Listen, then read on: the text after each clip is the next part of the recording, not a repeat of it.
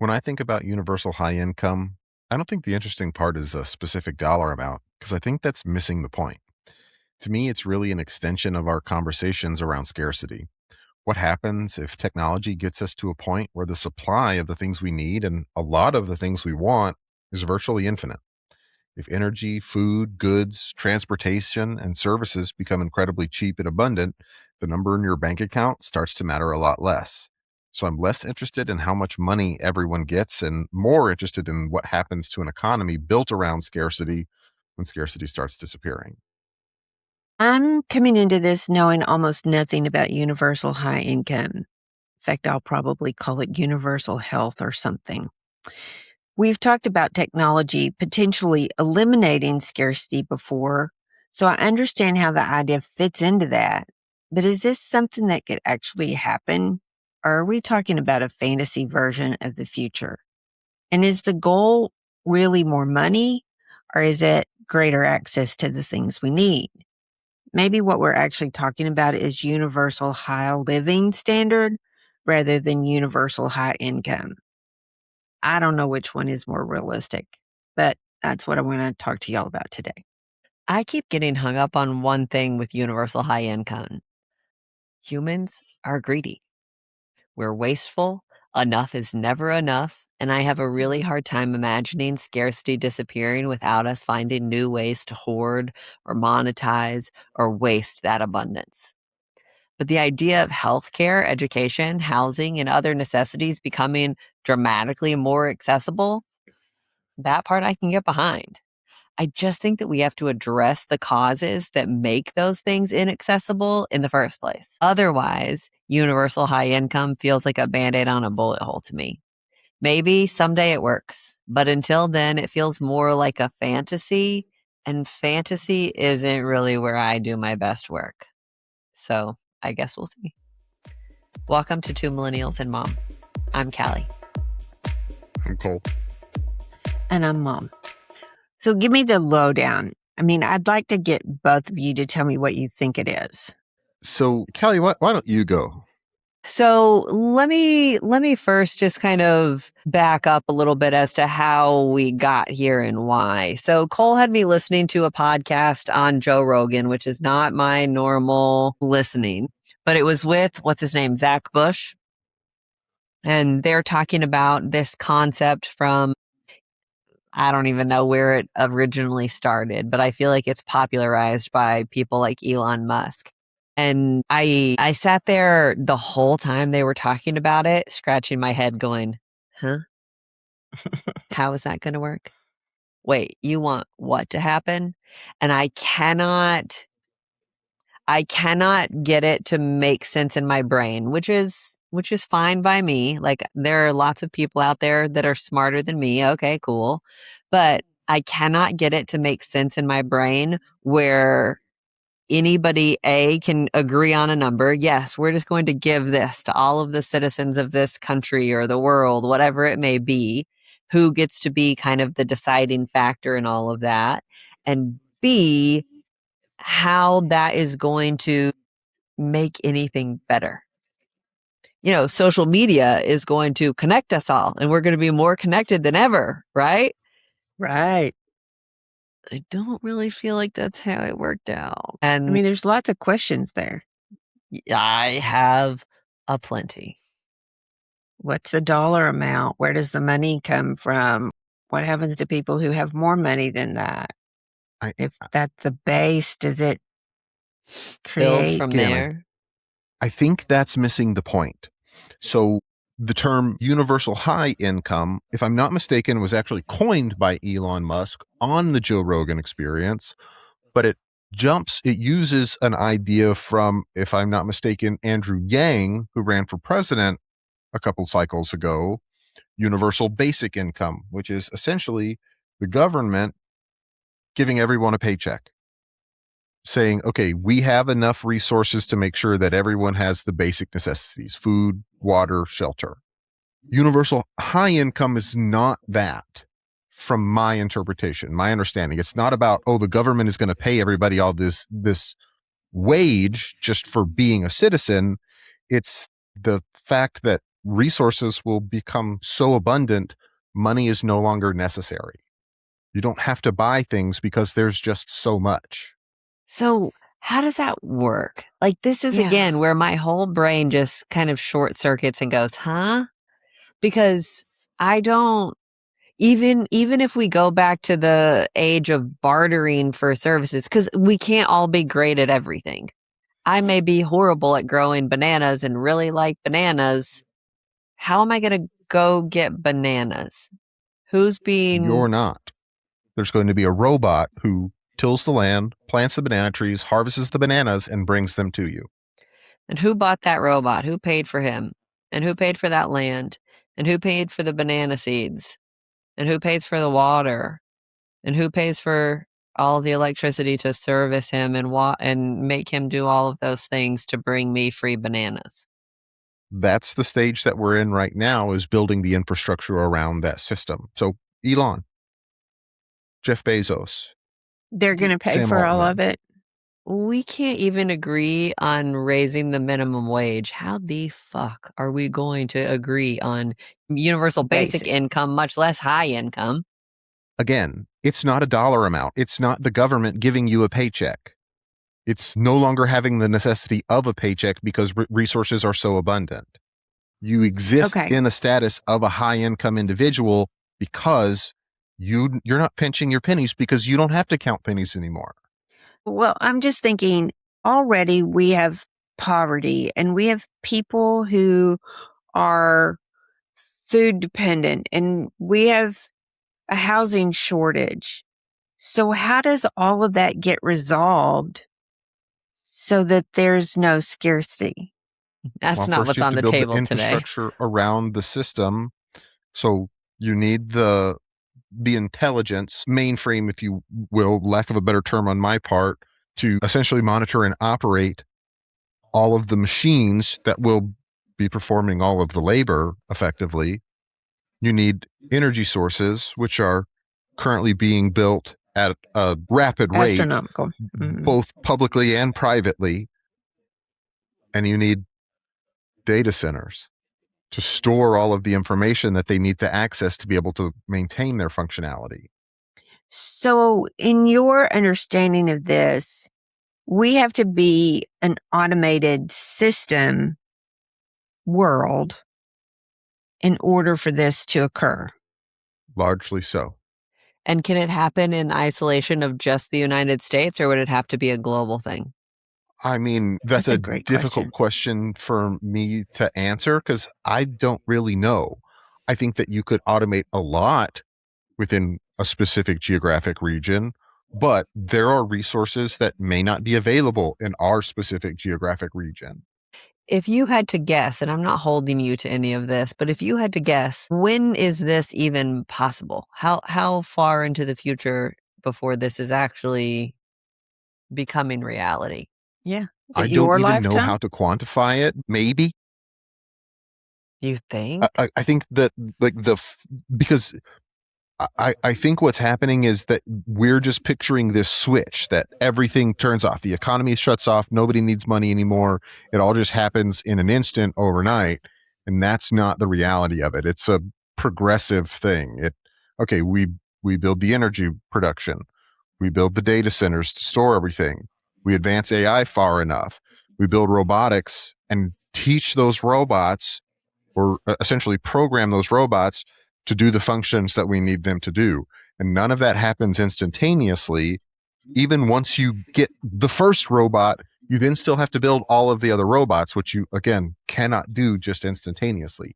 However, many of those things are accelerating at an exponential rate.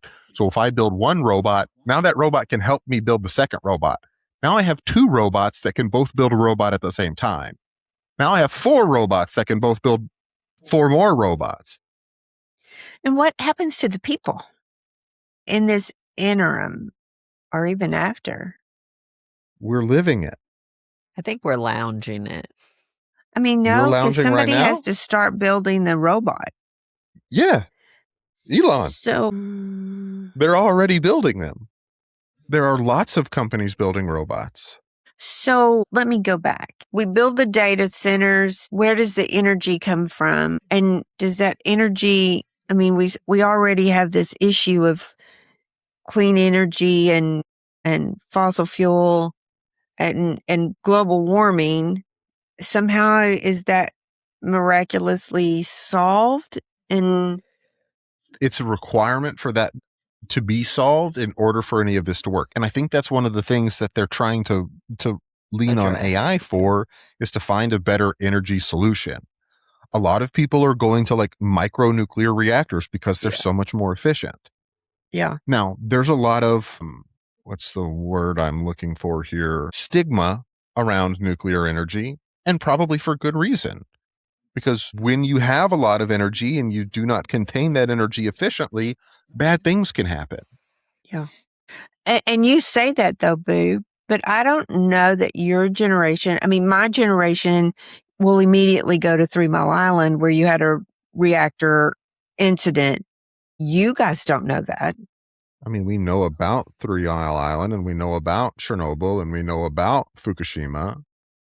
I have to say I'm a little surprised by that. I would have thought that it was, I think you got to know your audience here. We're weird in this respect. well, that could be true too. Y'all are weird. So there's where the part of the negative comes from. We also have a conflict here of that half of the country doesn't believe that there's global warming and the other half does. And we've been fighting about that for years. So building robots isn't going to solve that. And then, like I said, we have food If scarcity there's here. solar powered robots and we no longer need gasoline, then maybe it will. Could. Yeah. Of course, those solar powers, we've got to figure out how to recycle Capture. those. Mhm. Yeah. Okay. So then you've got food and your understanding or idea here is that the robots would Manage do the that farming, for do the us. grain, Mhm. do the planting, or maybe we come up with, a different type of food that doesn't take agriculture.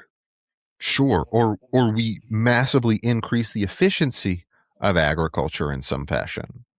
I mean, but you still have crop failure. Why? But that's what increasing efficiency does, is it reduces failure and increases production. What causes crops to fail? I mean, it could just be a bad year. You could have, But what if you took all of that out of but play? you're not going to take massive fires like we're seeing today in Spokane and Japan and Europe, Canada. You're not going to. Sure, but hear me out. Take this for example. Right now, the vast majority of our agriculture is in large open fields, right? Yes. Let's say you've got 100 acres of farmland, and every acre you're growing corn. Well, from a real estate perspective, wouldn't it be a whole lot more efficient to take all of those acres of corn, instead of spreading them out across the land, to stack them on top of one another in a building? What if they're inside of a building that has lights, faux sun, if you will? And so we don't need to worry You can about it can be anywhere in the world. Yeah. It doesn't have to be somewhere bright and sunshiny with X number of hours of light all day long, but it can be underground. it could be underground. It could be anywhere. So we don't have to have it over on the West Coast where almonds are easy to grow. You Yeah. could grow them in Wisconsin. You can manufacture the right type of soil that you need to grow a certain type of plant that only grows in a specific part of the world, anywhere, as much of it as you want. It's a really fascinating idea. And it's a whole new knowledge base. I mean, I'm thinking of the farmers that I know who have spent their entire lives farming 160 acres and rotating crops and hoping that, the crops didn't fail and hoping that they got a good price and all those kinds of things. And I mean, you're just doing a complete shift that really none of that would happen. And so those farmers become obsolete. I mean, because the idea that they might catch on to a completely new concept of how to grow things is a lot to anticipate.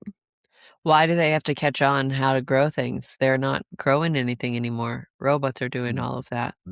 It's not needed for them to do that. That is universal high income. They You don't don't think have you to produce need- anything.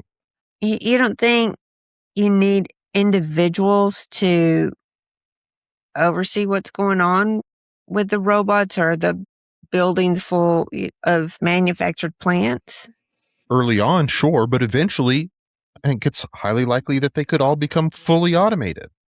That's mind-blowing to me, and especially if I think that it's possible to happen in your generation. I also think that, I mean, we've talked about this a little bit before. We know that trickle-down economics didn't, like, it works in theory, but it doesn't work in actuality.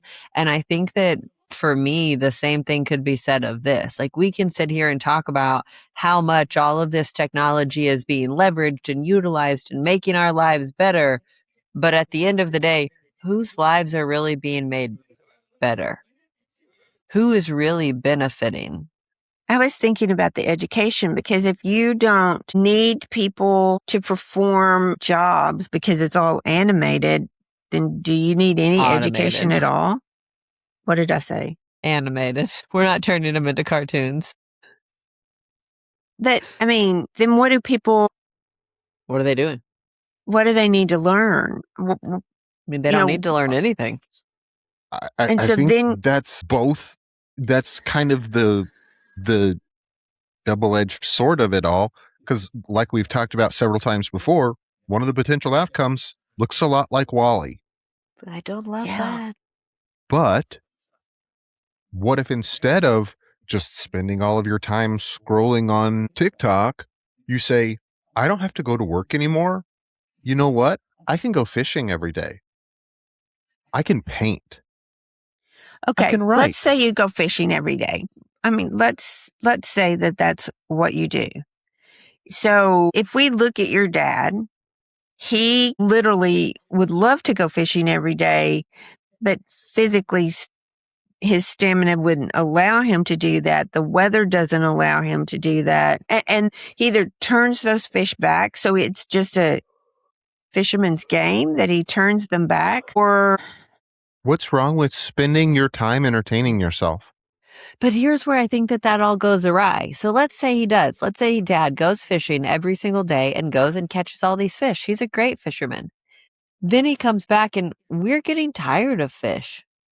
But he has all this fish. So then he starts trading it to the neighbors for whatever it is that they're doing in their spare time. And then we're just starting the whole cycle of capitalism over again. But again, you don't need to trade with the neighbors, because you can access virtually anything you want. Needing to and wanting to are two totally different things. yeah. But we're I not can starting testify over that if it's I a do not want all to, those fish. because originally bartering came out of necessity. They have something I need that I cannot access. Yeah. So then what's the point of going fishing? It's fun. What's the point of writing? What's the point of reading a book? What's the point of watching TV? I mean, you have to wonder, though, Cole, if watching TV if it's all created by AI, is it new? Is it, or is it good? Y'all are so zeroed in on these singular aspects. It is the concept of I no longer have to spend my life toiling for the profits of someone else. I'm I just don't trying have to go figure to out work what you and do. generate production for this corporation. I can spend my time doing whatever I want. I can go exercise. I can go enjoy nature. I can go camp for a month at a time. I have an endless sabbatical for the rest of my life because all of my needs are met. And Cole, you could probably do that. I could not do that. I sure as shit couldn't do that. I mean, as much as I love to read, if I had 365 days a year to read. But you don't have to 24 read hours. every day. You don't have to work. You can create your own work. Be an artist. Be a writer. And you say that. And what are you going to write about? Yeah, who's Because going to you have no consume it? lived experiences anymore because Yeah. you're not doing No, you have anything. more lived experiences because you don't spend, Hmm. let's see, there's 170 hours in a week. You spend 40 of them working. So you're at 25% almost of your life toiling for someone else's profit. Now you get to take that and toil for yourself. You now have greater opportunity for lived experience. And we know that motivation is absolutely 100% the outcome of the human spirit, you know? It's just really foreign, Cole, to think that people will. I understand that, but just because it's foreign doesn't mean it's bad. No, you're right. I don't You're think that it's absolutely right. bad. I just, like I keep saying, I can't get it to make sense inside of my brain. Because you've spent your entire life toiling for someone else. It's not Yes. even. I mean, that is a part of it, but it's more than that. It's. Why do you go to work every day? Why? To pay my bills. What if you don't have any bills? Would It's you going still to go be to work? really fun for the first like 2 weeks. And then I'm going to be bored out of my mind and I'm going to go looking for trouble. Great. Maybe not so great. So we need to get off of scarcity and back on universal high income. Okay. Because I think that scarcity doesn't compute for us. And there's nothing wrong with that. We're fine. But we need to get back kind of on to the topic of universal high income. Well, I think it was really advantageous that you outlined that this isn't possible without AI. Well, because somebody has to do the work. So if something has to do the work. Sure. Well, and in my mind, when you say that, I was like, oh, we're going to say $70,000 is enough for everybody, and everybody gets $70,000 every year, and that's what they live off. And you said it isn't a money matter. I don't think that is the actual idea behind when Elon used the term universal high income. That is not how I interpreted it. Is that, oh yeah, the government, because resources are so abundant, the government can just give everybody enough money. It's like, no, resources are so abundant that money is no longer really necessary. So that's really interesting. And I guess when I think of that, I think of, well, I don't know, does everybody just put all their money in a pot and nobody worries about having money anymore? We don't have a top 1% anymore because nobody's making money? I think that's the intent. Yes. Is that money no longer Okay, matters. I'm going to say the really bad thing is that socialism? Effectively, sure. Not really. It is not capitalism, though. But here's my thing. Cole, you said a minute ago that you've got Elon Musk and Jeff Bezos and all these super rich dudes who are willing to foot the bill to get us there. Do you think that once we get there, they're just going to turn off their lifestyles? They're just going to share their wealth all of a sudden? They're not going to expect to reap the rewards for putting in all the legwork and effort to make this happen for the world? I just For want to them, I point don't out, think it's about the money. I think it's about the legacy, to be perfectly honest with you. Okay, cool. But you still think that Jeff Bezos is going to say, hey, Lauren, my wife, we're not going to have a bazillion-dollar wedding in Italy ever again. We're not going to live by the same standards that we've grown accustomed to. We are putting this out into the world so that our legacies can be something that we're proud of, and we're just going to go hang out on the same level as everybody else. Again, I think that's missing the point. Why does he have to give up the lifestyle that he has already accumulated if he, Well, that's the in the universal process of part. accumulating that lifestyle, eliminates scarcity? no, Kelly, it isn't. He would be I mean, and I cheered by the people. I hear what you're saying, but if really what happens, if money isn't a factor, then Bezos doesn't have anything.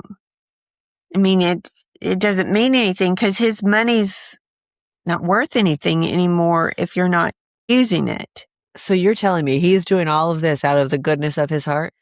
Well, I was going No, to say, I am not. I had not heard that he or Elon, either one, had volunteered, to foot the bill on any of this. But I mean, I hadn't heard the whole thing. So Y'all are looking at a point like this, and the concept is like this is what I'm Cool. trying to express to you, and I don't know how to it's not about Bezos and Elon. They are currently building the infrastructure for this broader idea. Okay. I And just they may not be think- doing it out of the goodness of their own heart. Regardless, the work that they are putting in is contributing to the end result. I'm just struggling to see how you go from point A to point B here. It's not a point A to point B. That's what I'm trying to say. So you what don't is think it? it is? Again, it's not just it It's a- becomes scarcity is no longer a point thing. A isn't the snap, but it is a transition. And how do you make that transition? Let me see if I can try and better articulate what I'm trying to express by saying it's not point A to point B. How did the Ming dynasty in China, what actions did they take that resulted in the United States being a country? No idea. None. That's what I'm trying to express. They're not related. I mean, they are, but they're not directly. The Ming dynasty did not turn into the United States of America. Okay. So you're saying, so what you're saying is that we cannot use logic here because that transition may not even be visible to Logical. us. It's not. I'm not saying that you can't use logic. I'm saying that there is no logical step to go directly from A to 12. Okay. Gotcha. It doesn't work like Yeah. that. So if there's right no now- logical step to get from A to 12, which hypothetically speaking, okay, I can follow you there, but don't we got to get there? Don't we have to get from A to 12 in order for this to work? I mean, but it's yeah. not just going. It's not that A becomes 12. It's A, B, C, D, E, F, G. But Cole, we're Right. comprehending Z, 1, what 2, you're 3, 4, saying 5. there, but it's still a transition. A process. It's hundreds of transitions Yes. over a long period of time. And it's not one person that's making it all come about. It's everyone. And it's the result of everyone's efforts that eventually will be accumulated into this end result. And I don't think that any individual person is trying to get to this end result. That's not their goal. They're trying to figure out their A, their B. And then once you put them all together, then eventually together they make 12. So where does that I leave understand that it's abstract, but that's what it is. Where does that leave our discussion then? I mean, because There's nothing to discuss. Yeah. Well, of course, there are things to discuss. You can talk about the things in the middle about, okay, what does it look like before we get to the end state? Sure. But I feel like that's kind of what we're trying to do. And I don't disagree that Mom and I are stuck at the very beginning, this big and this big of a conversation. Fine. But isn't that what we're trying to do when you're sitting here saying, hey, we can't do it that way. We have to zoom all the way out and talk about it on a bigger scale. I don't know how to, I don't know where to go with you here. Yeah. I don't know where to meet you where you are. I mean, here's what I've got. AI is going to take all the workload. And nobody's going to need anything because everything's going to be available. And we can just have a constant party because nobody needs to work and there's no money. But it just feels to me like there have to be a lot of things that have to be addressed to get there. I mean, sure. We have, and if I'm just looking at this from an American perspective and not a worldwide perspective, we have we don't agree on anything. Not even the three of us agree on anything. So how do you get to that point where everybody says, oh yeah, AI can do this. I don't need a job. And I'm not going to, here's where I am. How do you take some kid out of the ghetto and convince him that this is the way to move forward when he's never had anything really given to him in his life? But you can I mean, trust this.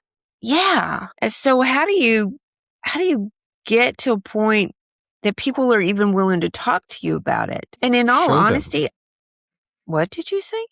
Show them. I thought you said shoot them. And I was like, no. Do you think you can show it?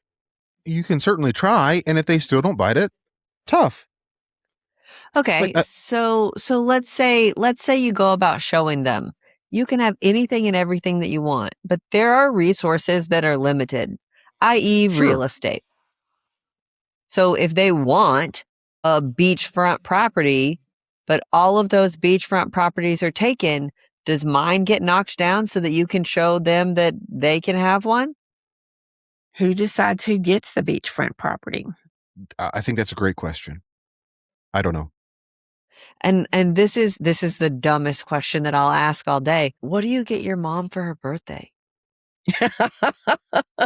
Maybe instead of I need to get my mom this material thing, maybe I just spend time with her. Well, we know because she doesn't have any based on- material wants or needs. Right. But we know that there are 5 love languages that she may receive that love best in, and maybe her love language is gifts. Does that get Then filtered maybe out? you make her something. Maybe you spend some of your infinite, abundant time to actually put some effort in and write her a poem. Make her Okay. a necklace. Okay, Sculpt cool. her a sculpture. Cool. I may not be the best with words.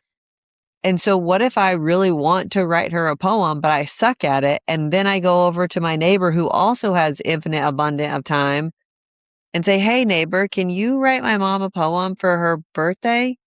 You're not going to go to the neighbor. You're going to go to ChatGPT. Oh, what the fuck are we doing with everything? With all of our time? With all of our lives? I don't know.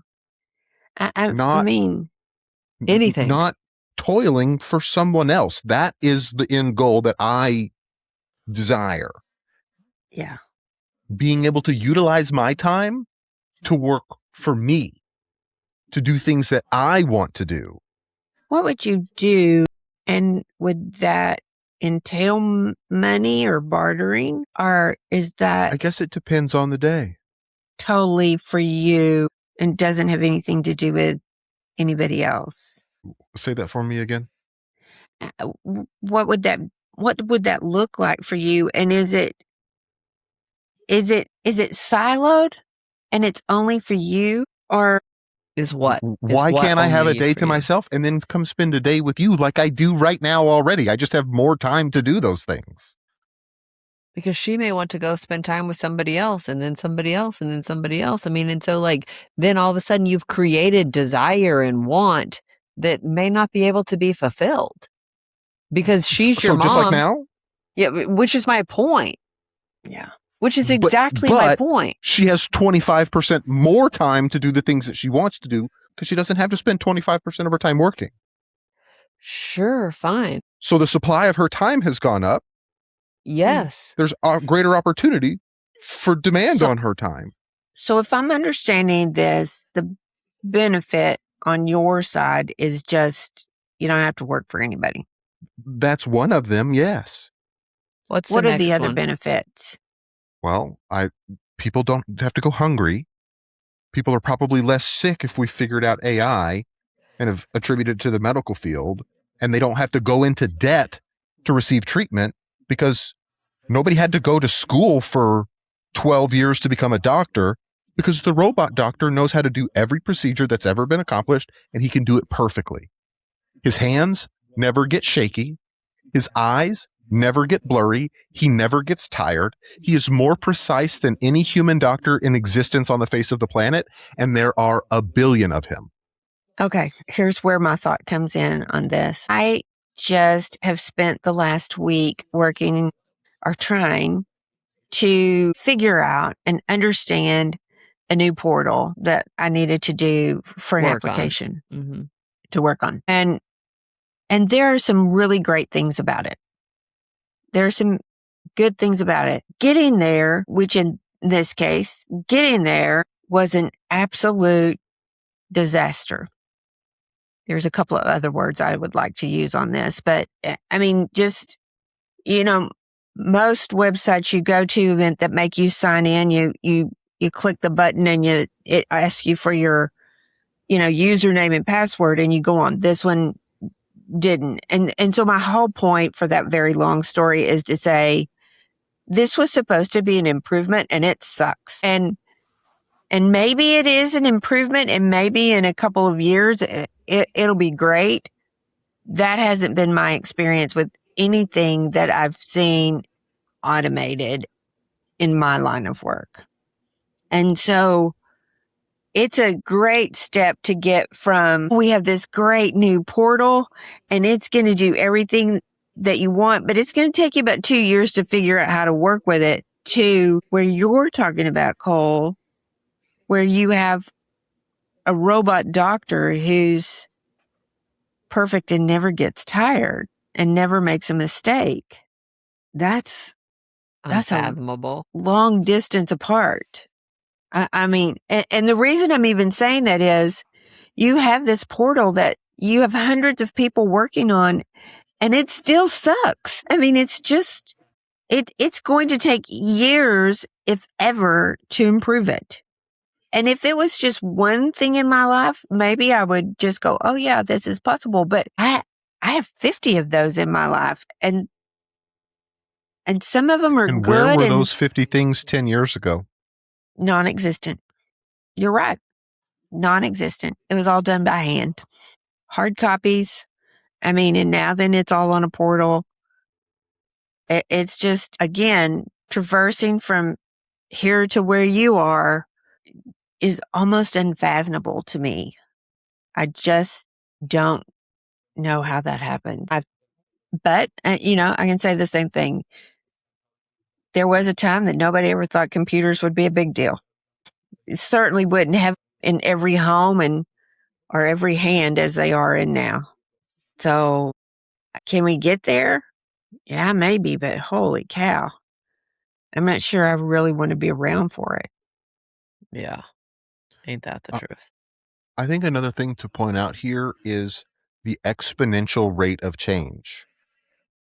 Yeah, you're right. So if you want to talk about the growing pains of advancements in technology, the advances that were made from the year 1900 to the year 2000 are probably less than the advancements that have been made since 2015. I agree with you 100%. I'm just saying it hasn't been without pain. Sure, but those pain periods are getting shorter and shorter and shorter and shorter. I think that depends on who you are. I think that depends on what the that pain exposure is. Yeah. In general. But that's the thing, Cole. We can't sit here and think about everything in all of these big generalities. Like, we have to be, you know me, I'm the optimist of the group. Fine. But at the same time, we have to take a dose of realism with some of this too. Now, I'm sitting here thinking about all of this and saying, okay, you know what? Maybe it isn't going to happen in my lifetime. Maybe it isn't going to be overnight. It's going to be a little bit and a little bit and a little bit and a little bit until all of a sudden, voila, here it is. Now everything there's scarcity is eliminated. Everything's good. Everybody's happy. But I don't, what is that old adage? You can never please them all. You can't please everyone. Mm-hmm. And so I can't comprehend how, even if we jump to the point in the timeline where everything is quote unquote perfect and there is no scarcity of any kind of resources, that we as human beings aren't going to find something to bitch about. Yeah. To throw a fit about. So just because people are going to bitch about it means it's like not worth doing or it's bad? Not at all what I said. But I mean, I'm sitting here and you can't have individuality. I don't think. Just because I don't have to go to work doesn't mean I'm not different from everyone else.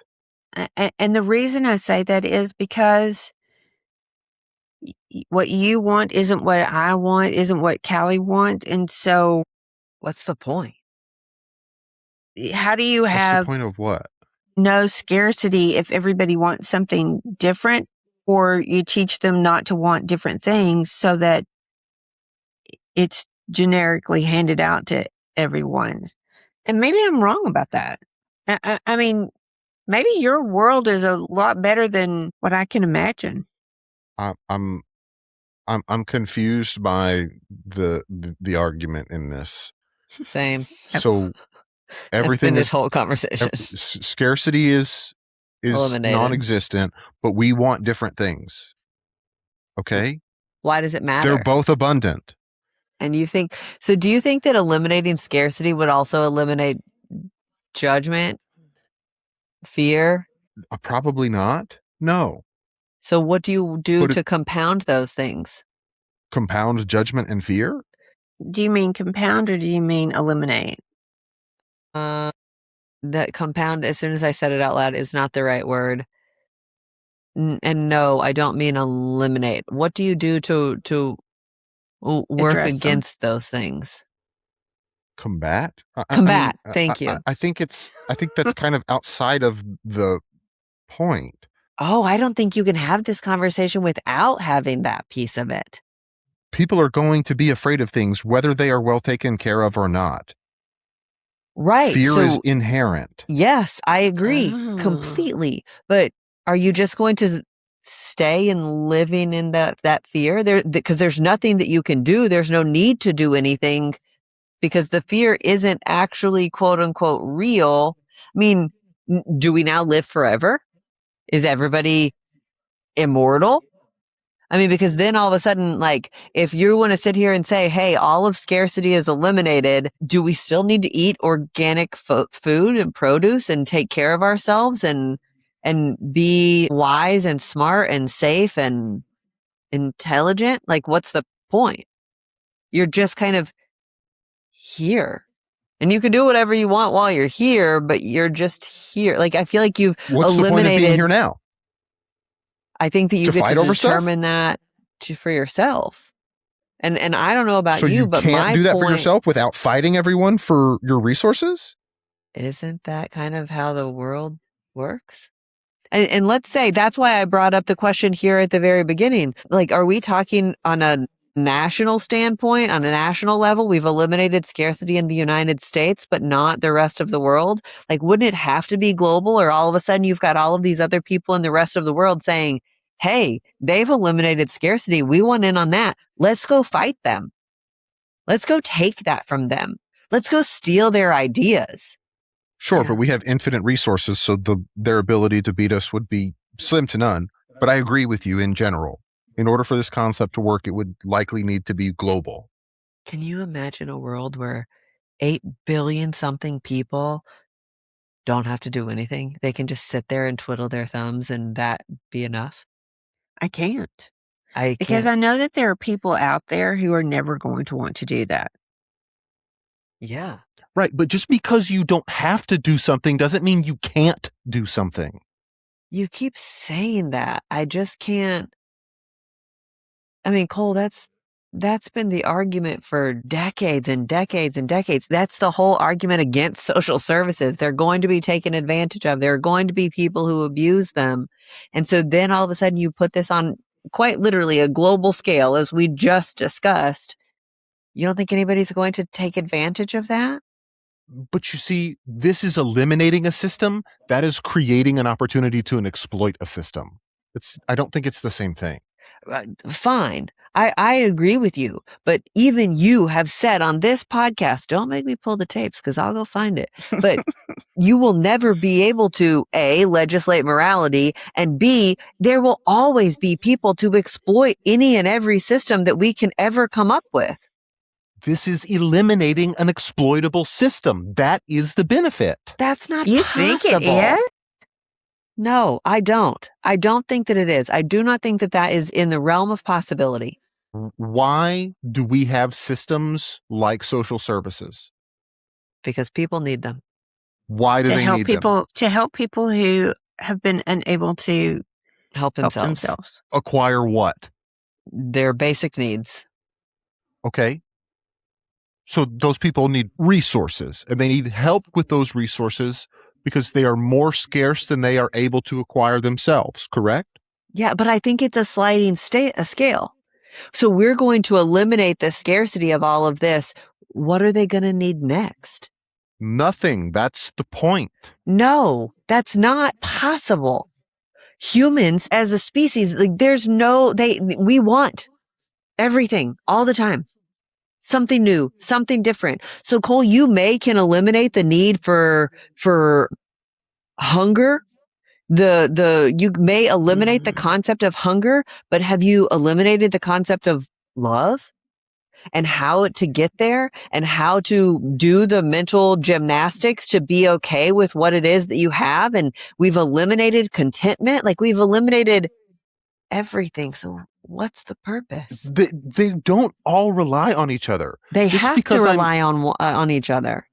So because I'm no longer hungry, I can't love anymore? What are you talking about? That's my point. I think that because you're no longer hungry, you're going to focus on something else that you've decided you don't have. I understand you're saying that, but just because you eliminate hunger doesn't mean you eliminate people's capacity to love each other. Right, That's but a ridiculous statement. Thank you. I understand she was trying to make a point. Give her that part. But I think, and I don't know how to say this any better, but it is in our nature to want more. So you give me enough to eat and I feed my belly, then next I'm going to want more. And I don't know, maybe that's books or maybe that's art or maybe it's the give a mouse a cookie argument. You give a mouse a cookie and now he wants some milk. And then you give him some milk and now he wants a warm bed. And now he wants a place to live. And now he wants your time. And now he wants you to tell him a joke and he wants you to tell him a bedtime story. Like there's no enough. Enough doesn't exist. And that's what I think I don't know how you ever get people, Cole, to a point where to agree on enough. They're universal. It is really universal. Right. I think that's the point. It's because we're just not universal creatures. We're independent and individual and have different wants. I want red shoes. You want a new cap, you know. But more than that, like you're sitting here, you could read. You're right. You could read. What if mom is one of the fastest readers I have ever met. What if she runs out of books? What if she runs out of stuff to read? What if she runs out of entertainment for herself? What if I just get tired of reading? So there are 8 billion people in the world. Even though only a small percentage of them are writers, just because they don't have to write for money anymore doesn't mean they have to stop writing. What if they enjoy writing? What if they enjoy telling stories? So there's new content constantly coming out. Just because scarcity is eliminated doesn't mean everybody stops doing everything. It means that they now have the opportunity. Will some people stop doing something? Sure. Yes. Will everyone stop doing? Will you, if you never had to go to work again, would you lay in your bed and only watch Love Island for the rest of your life? I've never watched an episode of Love Island in my life, first and foremost. But secondly, like I said earlier, I think it would be great fun for 2 weeks and then I'd be bored out of my mind. Yeah. And you would have an opportunity to go and do whatever you want. You want to go to Japan because air travel is cheap and we've got more planes than we know what to do with because we can build them inexpensively and we can take people to these places. Maybe there's a waiting list. Sure, because you can only fit so many people in Japan at a time. But not all 8 billion people in the world want to go to Japan at the same time. So is it cheap or is it so we haven't eliminated costs?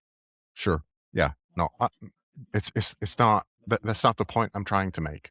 I'm fascinated by your thinking here. And because Cole, it feels like you've taken a lot of jumps to get to where you are. And we're struggling to understand Connect those the dots. those jumps.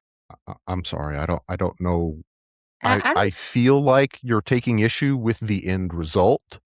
Because if I take issue with the beginning result, then you're upset and I'm seeing too zoomed in of a picture. So then if I zoom out and take issue with the end result, then what do you want me to, like, this is exactly my point. This is my whole point of this entire argument. It doesn't matter what it is that one person has decided is the answer or is the norm or is where we're going. Somebody is always going to take issue with it. Somebody is always going to be frustrated. Somebody is always going to not understand. Somebody's always going to want more.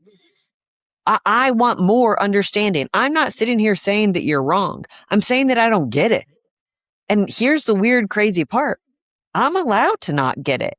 And you're allowed to not have every single answer. Not of any of that I'm expecting of you. But I think that that's the whole point of having the conversation is it's a conversation. We're not fixing all of this. We're not achieving and accomplishing all of this by the end of this podcast. But at the same time, like, we have to be able to talk about it and we have to be able to say, I don't know. I'm not sure how that works. And I think right now you're trying to explain it all and it doesn't compute for me.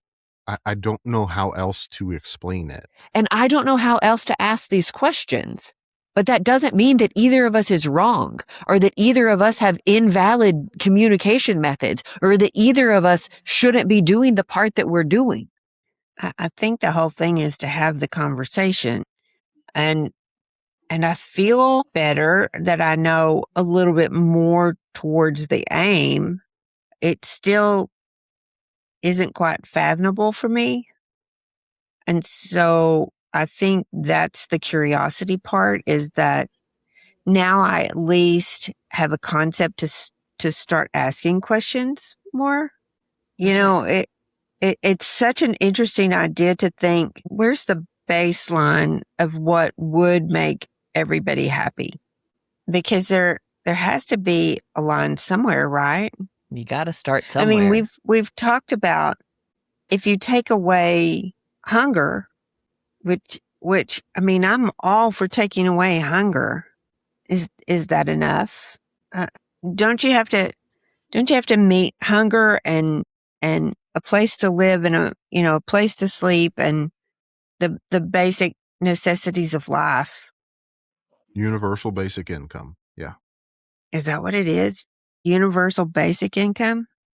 That's the idea behind universal basic income, is essentially your basic needs are subsidize met. everyone the ability to have their basic needs met. Food, water, shelter. And we're thinking that means identical. And I can hear that it doesn't necessarily mean that it's identical. I don't think it is possible for it to be identical. Yeah.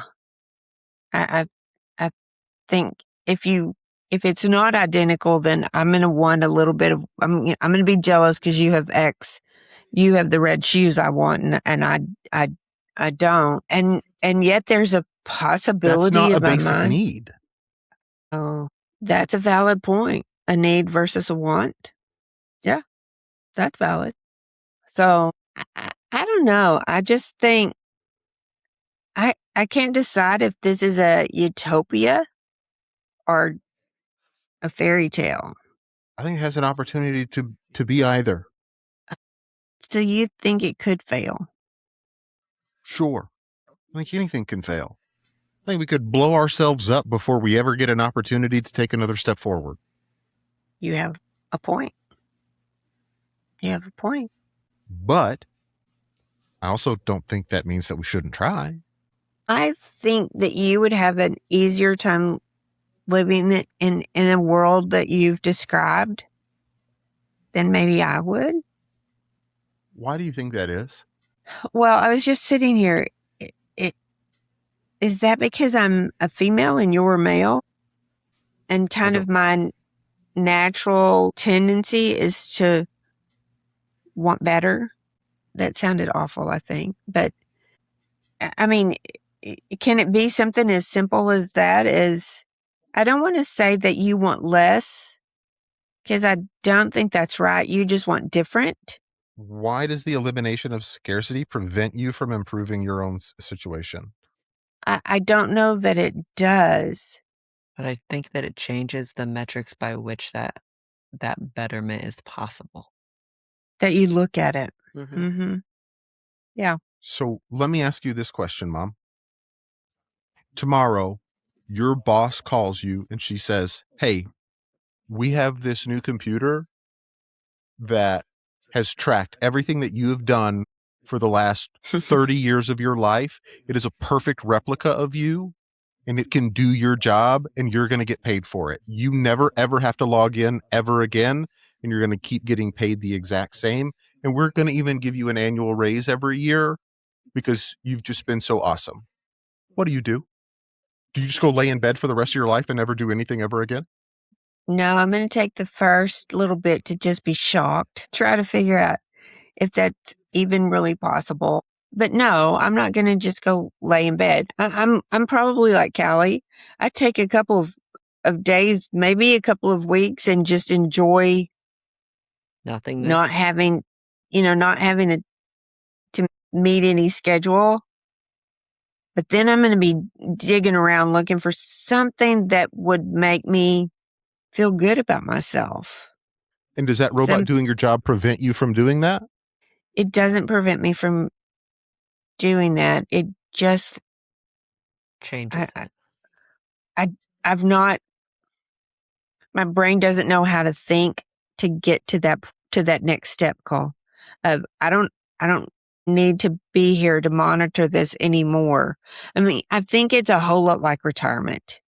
Retirement looks really good. You think you're just going to sit back and do nothing. And we all know that retirement for your dad has kind of been a struggle because he hasn't known what to do on everything because he can only fish so much.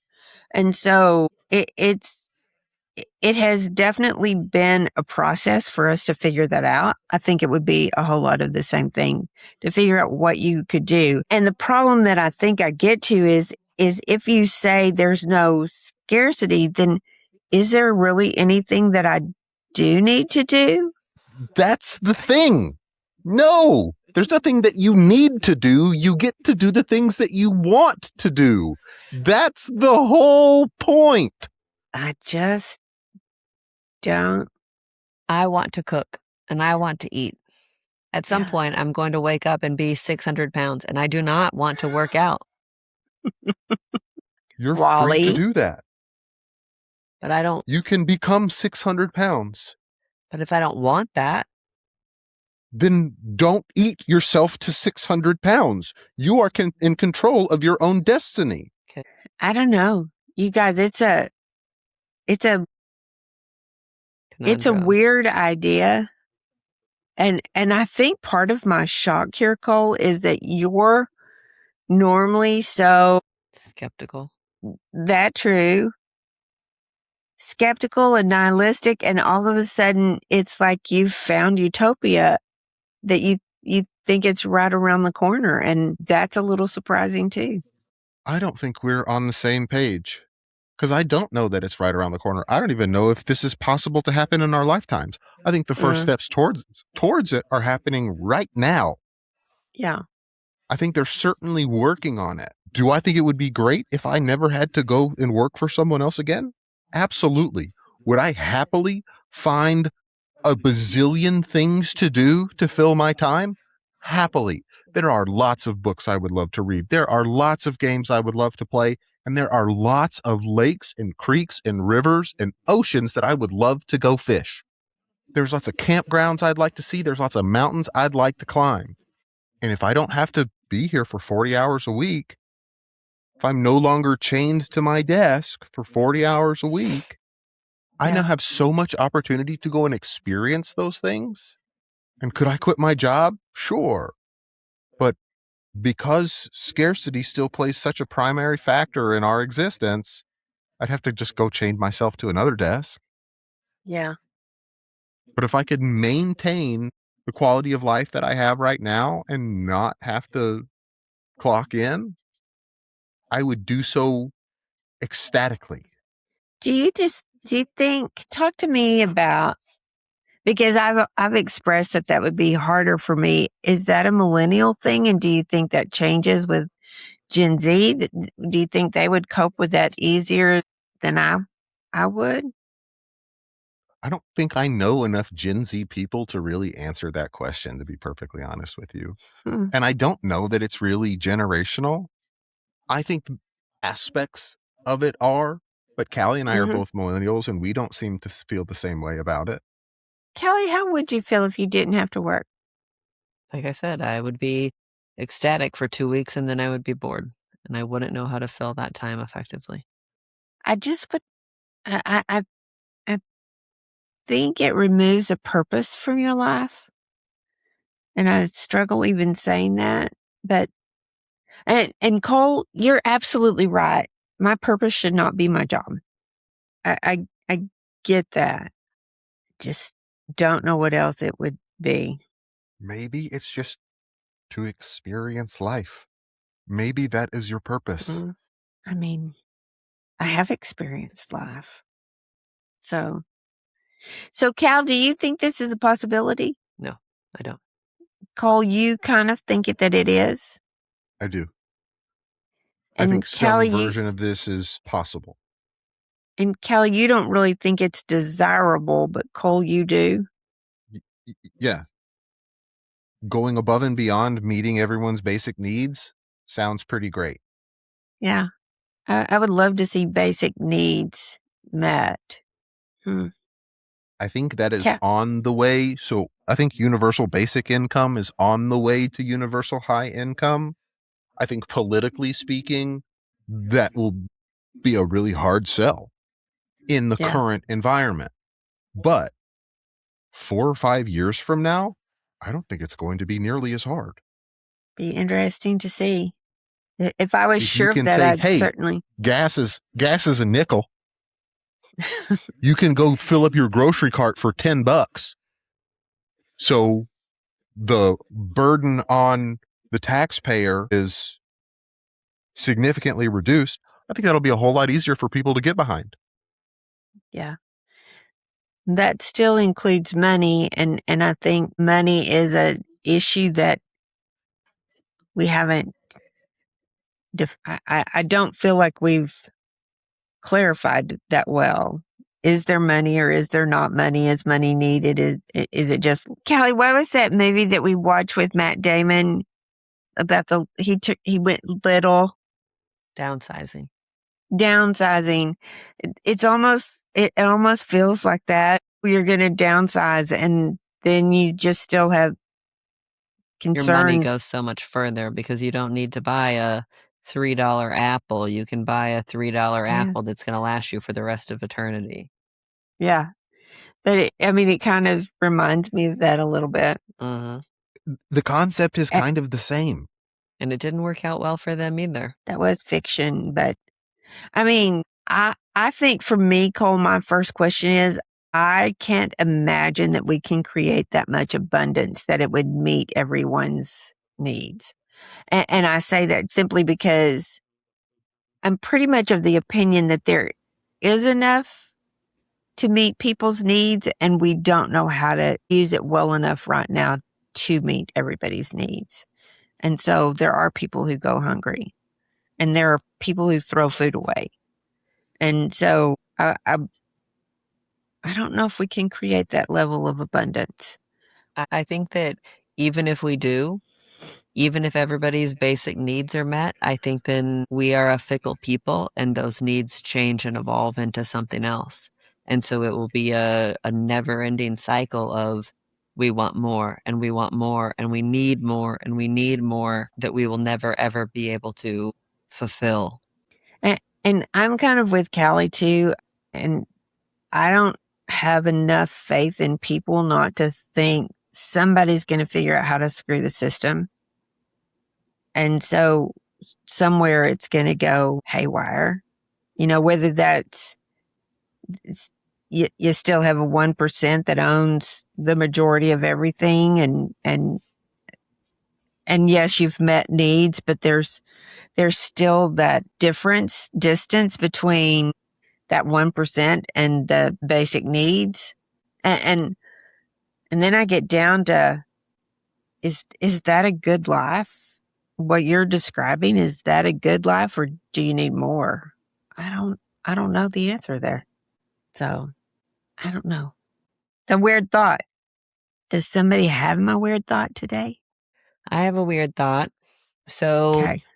I suspect by the time that this episode airs later this week that it will have happened. But I have been reading in the news about this SpaceX rocket that is heading for an accidental collision with the moon at 7 times the speed of sound, which, just more things that my brain does not comprehend. But my weird thought is, what happens upon impact in that case? And maybe in this particular instance, that isn't much.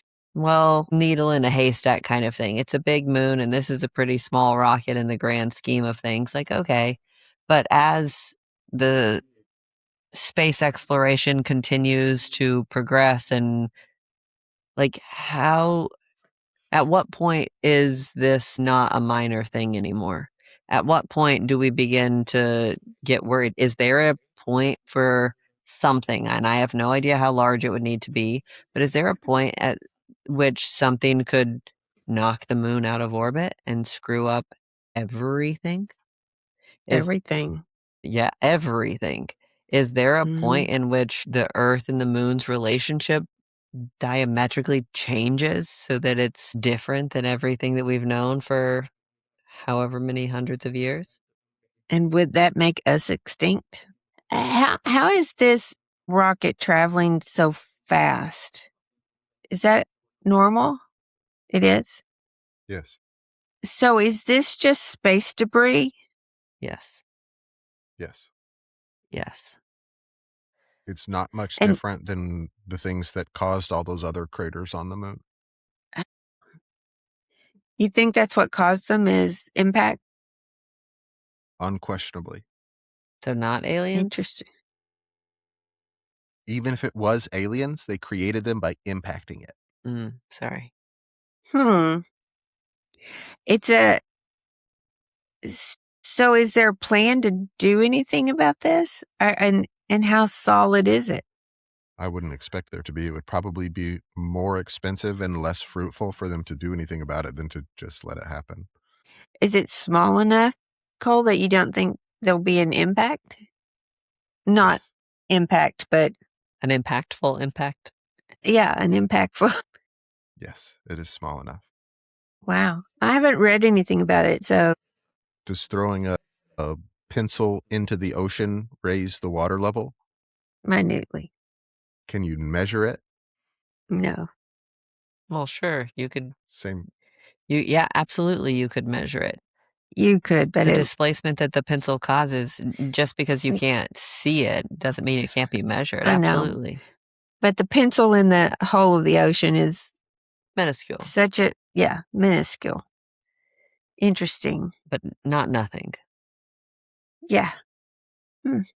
So we'll And see how it all goes and what happens, and I'm sure there'll when's the be expected impact? later this week. Okay, well, if all the lights flash on Thursday, already my computer's not working, so I can't blame I can't blame it. Maybe I can. Is that what's affecting my laptop from not doing what I want it to do? Interference. Don't Gotta give me be. that look. Don't give Gotta me be. that look.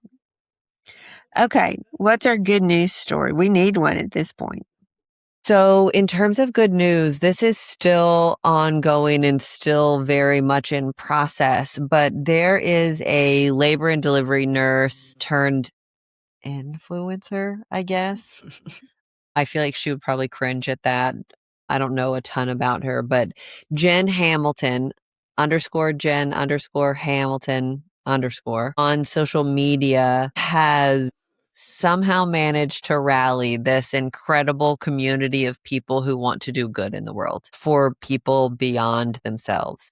And She is known for doing all kinds of wild and crazy things to raise money and to make people feel seen and heard. She wrote a book about birthing children and what is normal and what isn't normal. And I mean, she's just kind of goofy and talks about farts and shitting on the table. I mean, like all kinds of crazy stuff. Like she's putting it all out there.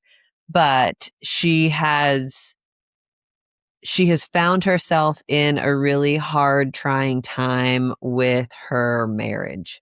And she's been married for almost 15 years, something like that. They got married when they were really young, and has recently found out that her husband has been leading a double life, is what she's called it, with a 56-year-old woman who knew about her and knew about their family and continued to have this relationship with her husband despite it all. And so Janet Hamilton is not only working with the state of North Carolina and various members in power, people in power, Jeff Jackson and all kinds of other folks.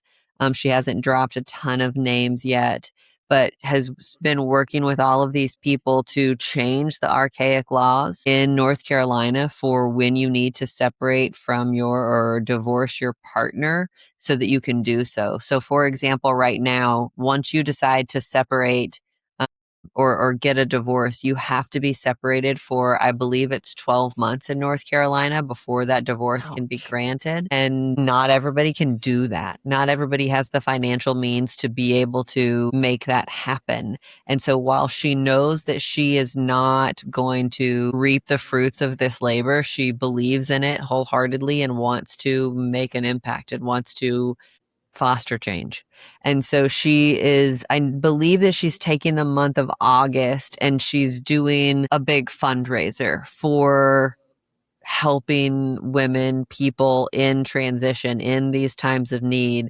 And I want to say within the first week, she was at over $125,000 that her community has raised so that they can start doling out money to people who need help in these times of transition. And Wow. I am always, always amazed by her. I don't follow her religiously, but I'm always amazed by her vulnerability and sense of humor and sense of camaraderie and community to rally around whatever needs help. And so I will put a link into the show notes about this specific fundraiser because it certainly is very near and dear to her heart. I have been there. I understand what that feels like and the fear that comes with changing your life. And I think it's really, truly incredible watching a group of people say, hey, we understand that this is hard and we want to do something about it. We'll help. We'll help.